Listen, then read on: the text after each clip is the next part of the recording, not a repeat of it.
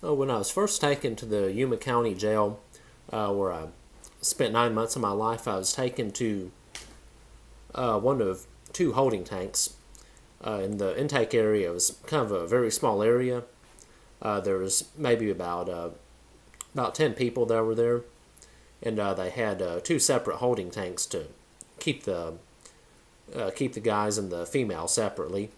So there was about 5 guys there at the time, and two females, and they put all the guys in this small holding tank. Is maybe about 10 foot by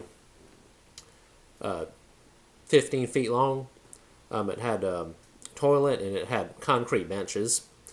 Well, I would spend my first night in jail in this holding tank, sleeping on these concrete benches without a mattress, without any kind of blankets, and at the time is very cold in that holding cell. The next morning, I was taken to what's called the intake unit, which that's where they take you after initial processing and getting your fingerprints and all that. And there's about 15 other inmates in the intake dorm. At this jail, they referred to the inmates as prisoners. The next day, I was taken to a magistrate where he initially indicted me on 1 count of fraudulent schemes, 1 count of theft, and 1 count of attempted theft. The next morning, I was taken to another room in the jail called Dorm 4, which housed low-risk prisoners, and this was basically the general population of this jail. There were about 50 other inmates in this dorm 4, but when I first got there, they all seemed very friendly towards me. One I can remember gave me a ramen noodle soup when I first got there, and a group of about 3 or 4 other guys helped to make my bed when I first got there.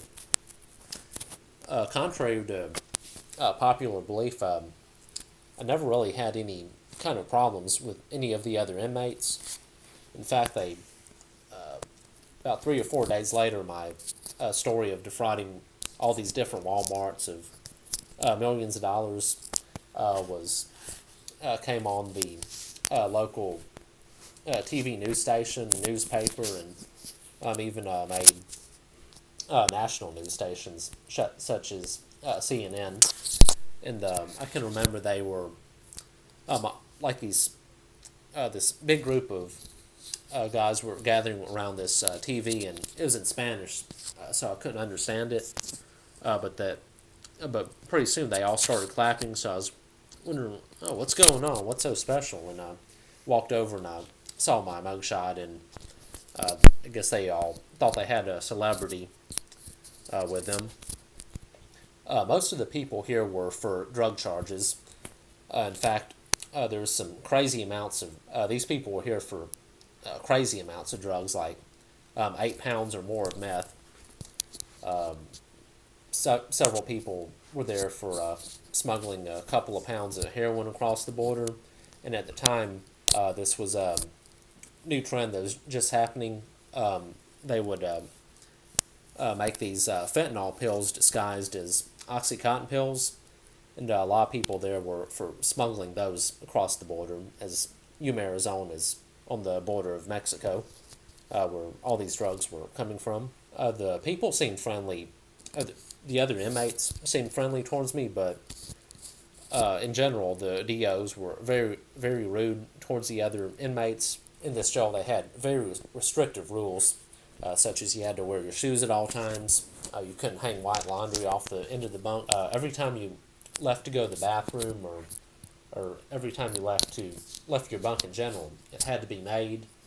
You couldn't share any commissary. You couldn't share any cafeteria food, and you couldn't talk during secure mode, which secure mode basically be lockdown and shift change. In fact, it seems like we were on secure mode for a lot of dumb reasons every 3 or 4 days.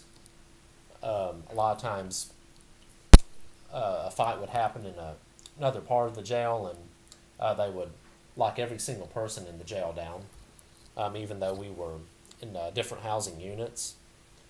I remember a couple times it was raining, and they all locked us down.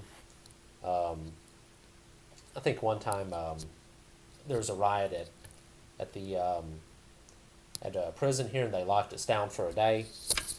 Many times, the DO searched the entire dorm, which meant we were all escorted out to the rec yard, while 7 or 8 DOs came in and ripped our beds apart and searched the contents of our lockers.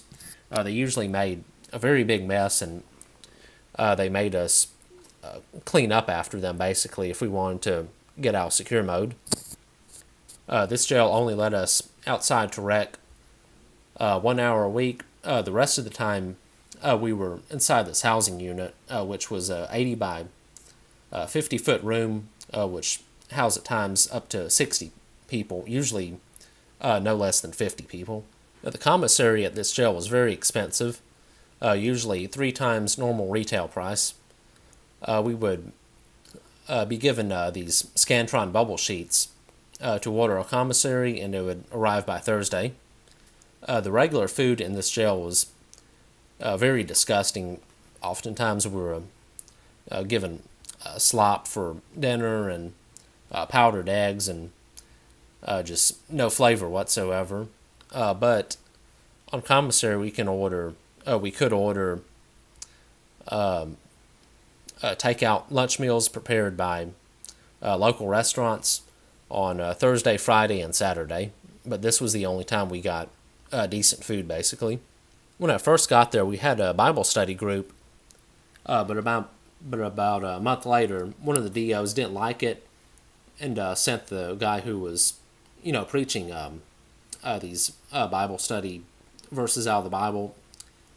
He sent him to the hole for trying to incite a riot. When I was released on probation on March 13th of 2019, which at the time of recording this video was only about a month ago, I remember the first thing I thought when I was released was looking at the cars and getting a little bit, not like extremely dizzy, but a little bit of vertigo, because the cars were moving a lot faster than anything I had experienced in that jail, which I spent 9 months in there, basically inside 24/7.